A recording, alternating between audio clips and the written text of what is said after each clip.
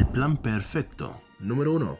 La propiciación, acción agradable a Dios con la que se mueve a piedad y misericordia. Jesucristo se entregó por nosotros para salvarnos. Número 2. La redención. La redención es acción de liberar a alguien de un sufrimiento o un castigo. Recordemos que lo que hizo Jesucristo en la cruz del Calvario fue por el problema del pecado que ha sido incrustado en el corazón de la persona por haber fallado a Dios. Y que hemos sido esclavos del pecado, entonces vino la ley, nos condenó a todo y nosotros no podríamos salvarnos a nosotros mismos porque no podríamos hacerlo. La redención básicamente es que Él nos compró a precio de sangre, ya que sin derramamiento de sangre no hay perdón de pecado. Número 3. La expiación. Bueno, que básicamente es la eliminación de la culpa o pecado a través de un tercero. Recordemos un poquito que el pecado entró en el mundo por un hombre y el pecado se incrustó. Y con el pecado trajo la muerte pasó a todos los hombres. Si nos preguntamos por qué mueren los hombres, justamente por el pecado, porque la paga del pecado es la muerte. Y que sin derramamiento de sangre no hay perdón de pecado.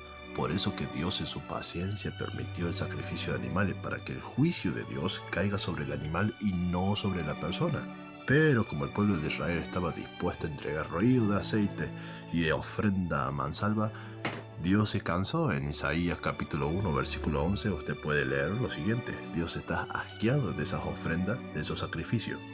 Por eso que dijo, Dios se proveerá un cordero en el cual va a quitar el pecado. Ya no iba a ser cubrir, sino quitar el pecado del mundo. Quitó el pecado, quitó el efecto del pecado que es la muerte, y quitó la maldición de la ley, porque maldito todo aquello que no permanecían en la ley. Es decir, que acá vemos, se propició por nosotros, se entregó por nosotros, nos compró. La redención es comprar a precio de sangre, y eso se conoce como la expiación. Quitó la culpa del hombre, pero necesitamos nosotros. Número 4. Creer. Porque a todos los que creyeron en su nombre, Dios les dio potestad de ser llamado Hijo de Dios. Recordemos que esto es lo que nosotros predicamos. Que si dijeres con tu boca que Jesús es el Señor y creyeres en tu corazón que Dios lo levantó de entre los muertos, pues serás salvo. Porque con la boca se confiesa para salvación, pero con el corazón, y ahí va lo importante, se cree para ser justificado. Se cree para justicia. Y aquí va una doctrina muy importante, porque hay quienes dicen que somos hijos cuando el Espíritu Santo viene sobre nuestra vida. Y eso es una equivocación terrible, porque el Espíritu Santo es la confirmación de que somos hijos.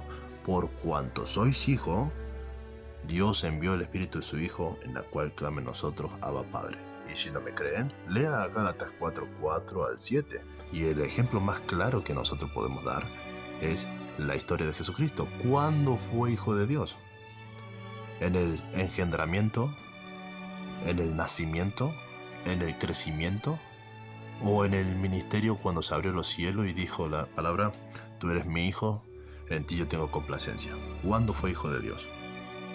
Por supuesto, en el engendramiento. Y acordémonos que la semilla de Dios es la palabra. Nosotros nacemos por la palabra implantada en nuestro corazón, en la cual puede salvarnos, la que por el Evangelio hemos oído.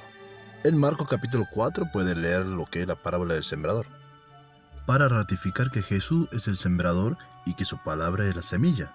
Una vez que hemos reconocido lo que Jesucristo hizo en la cruz del Calvario y que hemos creído con todo nuestro corazón, con toda nuestra fuerza, con toda nuestra alma, viene la palabra justificación, un término jurídico, donde un juez declara inocente a aquel que fue culpable porque alguien pagó el precio. Una vez justificado a la persona de su delito y pecados, estas personas que fueron justificadas dan fruto, porque fruto de la justificación es la santificación.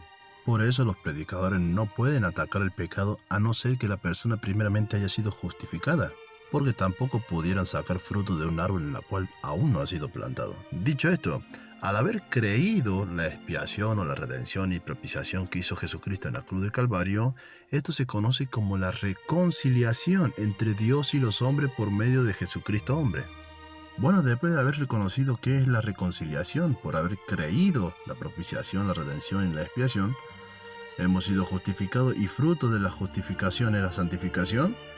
Entonces, ¿qué es lo que esperamos? Estamos esperando la transformación de nuestro cuerpo, que esto mortal se vista de inmortalidad y que esto corrupto se vista de incorrupción. Básicamente esto es lo que es el plan de la salvación. Desde Génesis hasta Apocalipsis podemos ver el propósito, podemos ver gravedad del pecado, la severidad de la ley y lo grandioso que es la gracia de Dios mediante la entrega por propiciación o redención o una expiación que hizo por medio de Jesucristo, entonces nosotros podemos entrar en una reconciliación con Dios por medio de ese sacrificio. Bueno, mi hermano, eso es lo que básicamente es el plan de salvación. Si bien no es todo, pero podemos ser preciso, macizo y conciso con lo que fue la reconciliación. Dios le bendiga.